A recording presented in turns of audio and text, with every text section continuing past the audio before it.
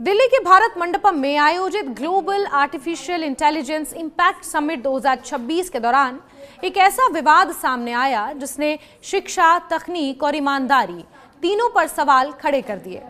मामला गलगोटियाज यूनिवर्सिटी के एक रोबोडॉग यानी रोबोटिक कुत्ते से जुड़ा है।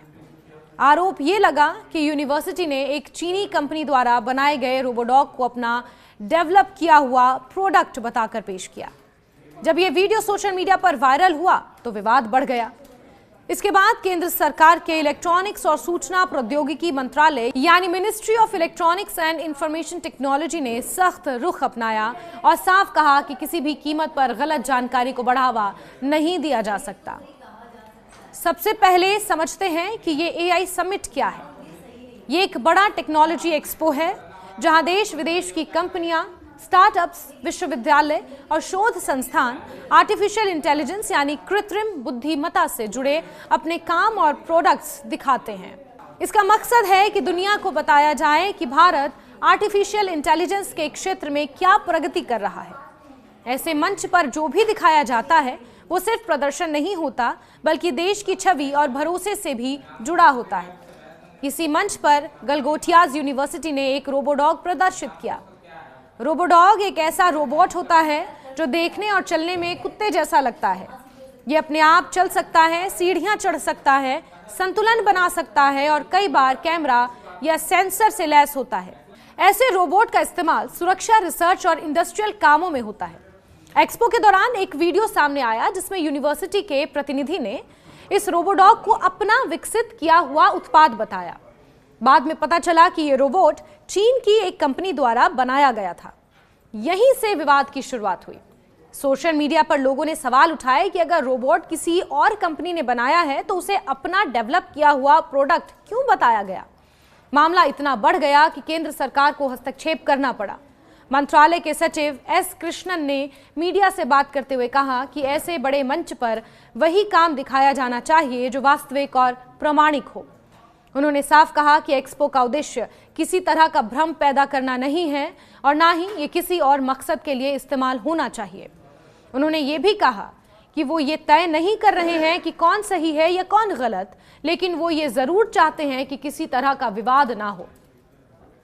उनकी बात का मतलब साफ था कि ऐसे आयोजनों में नियमों और आचार संहिता का पालन करना जरूरी है। अगर कोई संस्थान अपने काम को बढ़ा चढ़ाकर पेश करता है या गलत जानकारी देता है तो इससे पूरे आयोजन की विश्वसनीयता पर असर पड़ता है। विवाद बढ़ने के बाद आयोजकों ने गलगोटियाज यूनिवर्सिटी से अपना स्टॉल खाली करने को कहा है। इसके बाद यूनिवर्सिटी के स्टाफ और अधिकारियों ने एक्सपो में अपना स्टॉल हटा लिया। ये कदम दिखाता है कि सरकार और आयोजक इस मामले को हल्के में नहीं लेना चाहते थे, क्योंकि अगर एक बार गलत जानकारी को नजरअंदाज कर दिया जाए तो आगे चलकर कोई भी संस्था कुछ भी दावा कर सकती है। विवाद के बाद यूनिवर्सिटी की ओर से माफी भी मांगी गई। रजिस्ट्रार नितिन कुमार गौर ने प्रेस रिलीज जारी कर कहा कि जो भ्रम पैदा हुआ उसके लिए वो खेद व्यक्त करते हैं। उन्होंने बताया कि पेवेलियन पर मौजूद एक प्रतिनिधि को पूरी तकनीकी जानकारी नहीं थी और उत्साह में उन्होंने गलत शब्दों का इस्तेमाल कर दिया। साथ ही ये भी कहा कि उन्हें मीडिया से बात करने की अनुमति नहीं थी। यूनिवर्सिटी का कहना है कि उन्होंने रोबोट बनाया नहीं था बल्कि उसके डेवलपमेंट यानी विकास पर काम किया था। यहाँ डेवलप और डेवलपमेंट दोनों शब्दों का इस्तेमाल भ्रम पैदा करता है। उनके अनुसार रोबोट रिसर्च और शैक्षणिक उद्देश्य से खरीदा गया था ताकि छात्र उस पर काम कर सकें, उसमें सुधार कर सकें या नई तकनीक जोड़ सकें।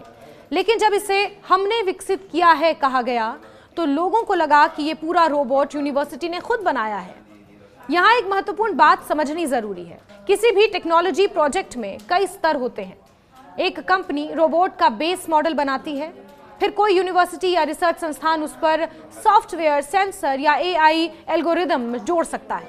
अगर यूनिवर्सिटी ने रोबोट खरीदा और उस पर रिसर्च की तो उसे साफ शब्दों में यही कहना चाहिए था।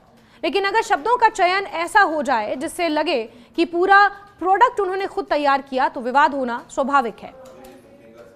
एआई जैसे क्षेत्र में पारदर्शिता बहुत जरूरी है, क्योंकि ये सिर्फ तकनीक नहीं बल्कि भरोसे का भी मामला है। अगर कोई संस्थान अपने काम को गलत तरीके से पेश करता है तो निवेशकों, छात्रों और आम लोगों का विश्वास कमजोर होता है। सरकार इसलिए सख्त हुई क्योंकि एआई समिट जैसे मंच पर दिखाए गए प्रोजेक्ट्स देश की क्षमता को दर्शाते हैं, देश की क्षमता को। ये विवाद हमें एक बड़ा सबक भी देता है शिक्षा संस्थानों की जिम्मेदारी सिर्फ पढ़ाई तक सीमित नहीं होती, उन्हें ईमानदारी और सच्चाई का उदाहरण भी पेश करना होता है। अगर छात्र देखते हैं कि उनका संस्थान किसी और के बनाए प्रोडक्ट को अपना बताने की कोशिश कर रहा है, तो ये गलत संदेश देता है। वहीं अगर संस्थान अपनी गलती मानकर माफी मांगता है, तो ये सकारात्मक कदम भी माना जा सकता है।